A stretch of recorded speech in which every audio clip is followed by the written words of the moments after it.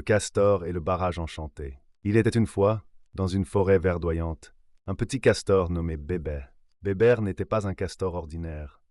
Il avait un rêve extraordinaire. Chaque jour, il observait avec admiration la rivière qui serpentait à travers la forêt, et il se disait qu'un jour, il construirait le plus beau barrage que la forêt ait jamais vu. Un matin ensoleillé, Bébert décida qu'il était enfin temps de réaliser son rêve. Tandis qu'il rassemblait des branchages, des pierres et des feuilles, il invita ses amis à l'aider. Il y avait Lila, la souris pleine d'énergie, et Émile, le hibou sage. Ensemble, ils se mirent au travail. Les jours passèrent, et bientôt, Bébert et ses amis construisirent un magnifique barrage. D'un noir beauté, il était solide et surélevé, reflétant le ciel bleu. Lorsque Bébé observa son travail, il n'en revenait pas. Le barrage était parfait. Mais alors que le soleil se couchait, un phénomène étrange se produisit. La lumière du crépuscule illuminait le barrage et, comme par magie, il commença à briller d'une douce lueur dorée. « Regardez cela! C'est vraiment magique. » Émile Bieber déplia ses ailes et s'approcha. Ce n'est pas un barrage ordinaire. Bébert, je sens qu'il est spécial. Peut-être est-il enchanté. Intrigués, les amis se mirent à explorer leur création. Ils découvrirent bientôt qu'en touchant le barrage, les petites créatures de la forêt pouvaient faire des vœux. Émerveillés par ce pouvoir, ils remarquèrent que les souhaits se réalisaient. À peine Lila avait-elle souhaité une lettre délicieuse que des baies apparurent sur les buissons. Mais Bébert, bien qu'enchanté, se mit à penser « Cet endroit est un trésor, il doit être protégé. Que se passerait-il si des visiteurs indésirables venaient ici pour profiter de notre magie ?» Ses amis acquiescèrent. Ils décidèrent de garder le secret du barrage enchanté et d'en prendre soin. Chaque jour, ils venaient vérifier que tout allait bien, protégeant le barrage des curieux et des mauvaises intentions.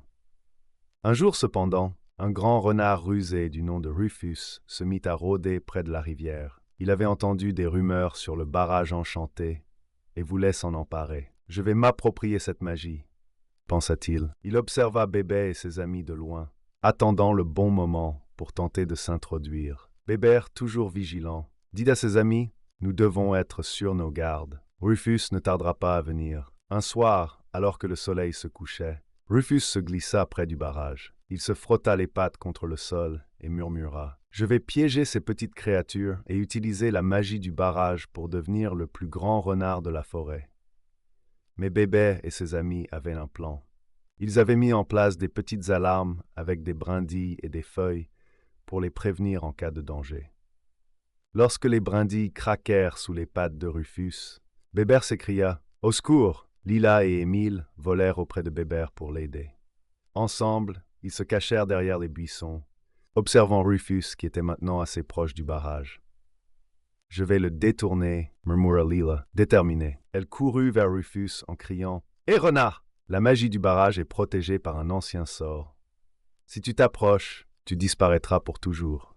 Rufus, surpris par l'audace de la petite souris, se réveilla. « Vraiment, je ne crains personne » répondit-il avec bravade.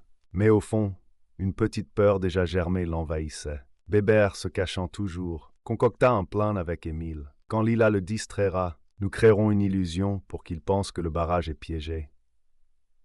Au signal de Lila, ils commencèrent à illuminer le barrage avec des éclats d'eau réfléchis par la lumière du couchant. Des ombres dansaient autour du barrage et des motifs lumineux se formaient, créant une illusion fantastique. Rufus, voyant cela, « Qu'est-ce que c'est ? C'est terrifiant !» s'écria-t-il. Affolé, il jeta un coup d'œil au barrage et sentit son cœur battre à tout rompre. Bébert et ses amis se révélèrent alors. « C'est vous qui avez fait ça !» cria le renard, réalisant qu'il avait été piégé par des amis plus rusés que lui. « Oui, et maintenant tu dois partir et ne jamais revenir » répliqua Bébert, le regard déterminé. Rufus, comprenant qu'il avait perdu, s'enfuit, le cœur lourd. Depuis ce jour, le barrage enchanté était à nouveau en sécurité. Bébert, Lila et Émile prirent soin de leur trésor, renforçant leur amitié et protégeant la magie de leur forêt. Une nuit, alors que le vent soufflait doucement, ils se réunirent au bord du barrage. Bébert prit la parole. « Notre barrage n'est pas seulement magique. C'est un symbole de notre amitié. Plus nous sommes unis, plus nous sommes forts. » Et tous ensemble, ils touchèrent le barrage Une lueur dorée émergea à nouveau, illuminant leur mystérieux secret. Dans la forêt, les histoires du barrage enchanté continuent d'être murmurées, mais seuls Bébé et ses amis en connaissent vraiment la magie.